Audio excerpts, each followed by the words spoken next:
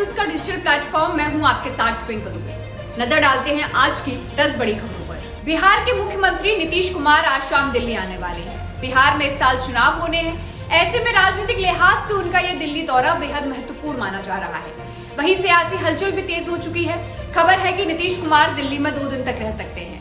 नीतीश कुमार दिल्ली में बीजेपी आलाकमान से आगामी विधानसभा चुनाव को लेकर चर्चा कर सकते हैं, उनसे मुलाकात कर सकते हैं। अगर मुलाकात होती है तो सीट शेयरिंग, चुनावी रणनीति पर मंथन हो सकता है। उपराष्ट्रपति चुनाव पर भी बीजेपी शीर्ष नेतृत्व में वार्तालाप कर सकती है।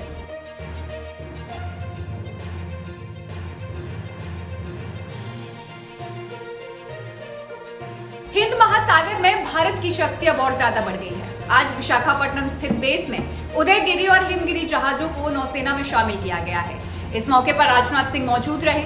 ये युद्धपोत प्रोजेक्ट 17A के स्टेल्थ फ्रिगेट्स का हिस्सा है। ये उपलब्धि रक्षा के क्षेत्र में मेक इन इंडिया और आत्मनिर्भर भारत पहल की सफलता को दिखाती है। रक्षा मंत्रालय ने कहा है कि उदयगिरी और हिमगिरी के शामिल होने से नौसेना की युद्ध क्षमता और बढ़ेगी।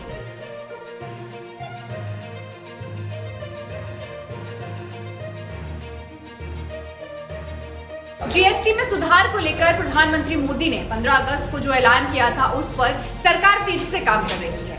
आम जनता को राहत देने के लिए टेक्सटाइल्स और फूड प्रोडक्ट्स को अब 5% के जीएसटी स्लैब में लाया जा सकता है। रिपोर्ट्स की माने तो सरकार कुछ सामान्य रूप से प्रयोग सेवाओं पर जीएसटी दरों का भी मूल्यांकन कर रही है, ताकि ये देखा जा सके कि क्या उन्हें 18% की दर से घटाकर 5% किया जा सकता है।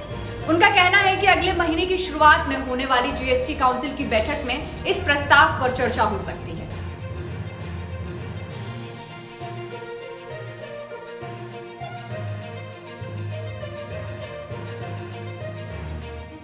जम्मू कश्मीर के डोडा में बादल फटने से भारी तबाही मच गई है। अचानक आए सैलाब में 10 से ज्यादा घर बर्बाद हो चुके हैं। इलाके में राहत बचाव का काम तेजी से जारी है। प्रशासन जल्द से जल्द लोगों तक पहुंचने की कोशिश कर रहा है।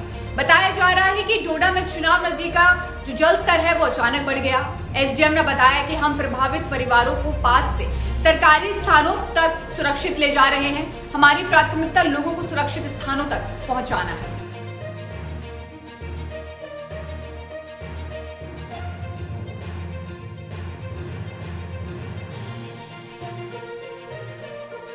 राजस्थान में बीते 3 दिनों से तेज बारिश के कारण कई जिलों में बाढ़ आ गई है।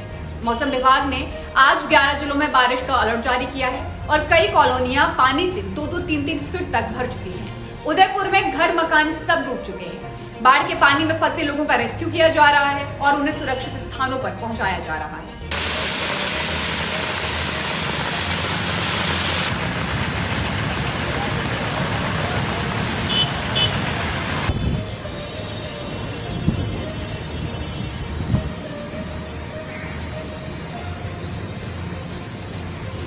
अमेरिकी सरकार ने भारत से होने वाले आयात पर 25% एडिशनल टैरिफ लगाने वाला जो ऑफिशियल नोटिफिकेशन है वो जारी कर दिया है। जुर्माने के तौर पर लगाया गया ये टैरिफ भारतीय समय के अनुसार 27 अगस्त को यानी कल सुबह 9:31 पर लागू हो जाएगा।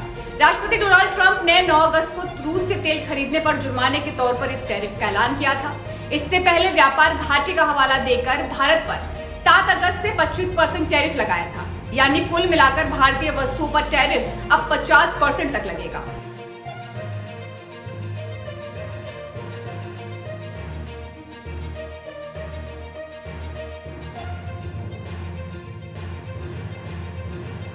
ईडी ने आप नेता और पूर्व मंत्री सौरभ भारद्वाज के घर समेत 13 ठिकानों पर छापेमारी की है। सौरभ भारद्वाज पर हॉस्पिटल कंस्ट्रक्शन के करप्शन का आरोप है। दिल्ली की एंटी करप्शन ब्रांच ने 1 साल पहले आप सरकार के दौरान स्वास्थ्य ढांचे से जुड़ी परियोजनाओं में बड़े पैमाने पर भ्रष्टाचार के आरोपों की जांच शुरू की थी। जांच एजेंसी ने पूर्व स्वास्थ्य मंत्रियों सौरभ भारद्वाज और सत्येंद्र जैन के खिलाफ जून में केस दर्ज किया था। एसीबी ने बाद में मामला ईडी को ट्रांसफर कर दिया था।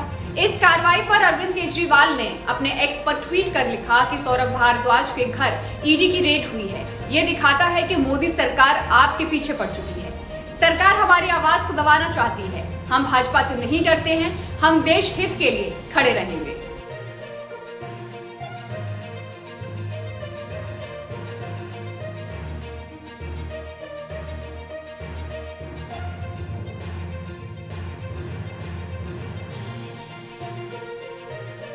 प्रधानमंत्री नरेंद्र मोदी ने गुजरात दौरे के दूसरे दिन अहमदाबाद के हंसल में नई इलेक्ट्रॉनिक व्हीकल यूनिट का उद्घाटन किया है। प्रधानमंत्री मोदी ने देश में निर्मित पहली battery electrical SUV e Vitara को हरी झंडी दिखाई है। इसी के साथ इस मॉडल के पहले बैच का प्रोडक्शन भी शुरू हो जाएगा। प्रधानमंत्री मोदी ने कहा कि आज से भारत में बनी इलेक्ट्रिक व्हीकल 100 देशों को एक्सपोर्ट की जाएगी। साथ ही आज हाइब्रिड बैटरी इलेक्ट्रॉल मैन्युफैक्चरिंग की शुरुआत भी हो रही है।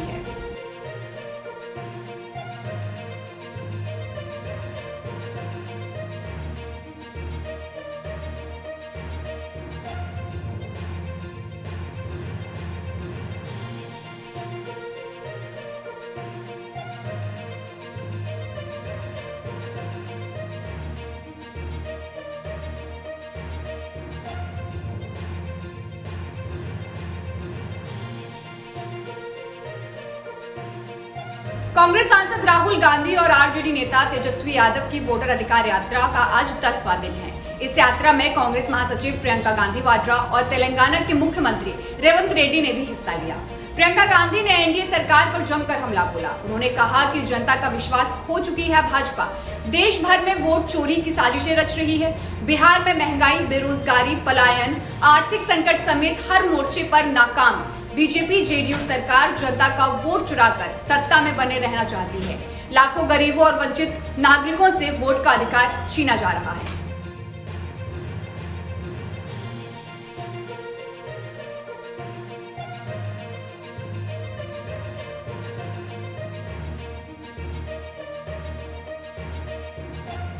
भारतीय वायुसेना के इतिहास में एक गौरवशाली अध्याय उस समय समाप्त हुआ। वायुसेना प्रमुख air chief marshal Amarpreet Singh ने बीकानेर में मिग-21 की अंतिम उड़ान भरी। उसमें स्क्वाड्रन लीडर प्रिया ने नेतृत्व किया। मिग-21, जिसे भारतीय वायुसेना में 6 दशकों तक फ्लाइंग कॉफिन नाम से जाना जा रहा था, 1960 के दशक में भारतीय वायुसेना में शामिल हुआ था। ये सुपरसोनिक फाइटर जेट उस समय की सबसे उन्नत तकनीकों में से एक है। उसने अपनी तेज गति, हल्के डिजाइन और शानदार युद्ध क्षमता के कारण भारतीय वायुसेना में अपनी खास जगह बनाई थी।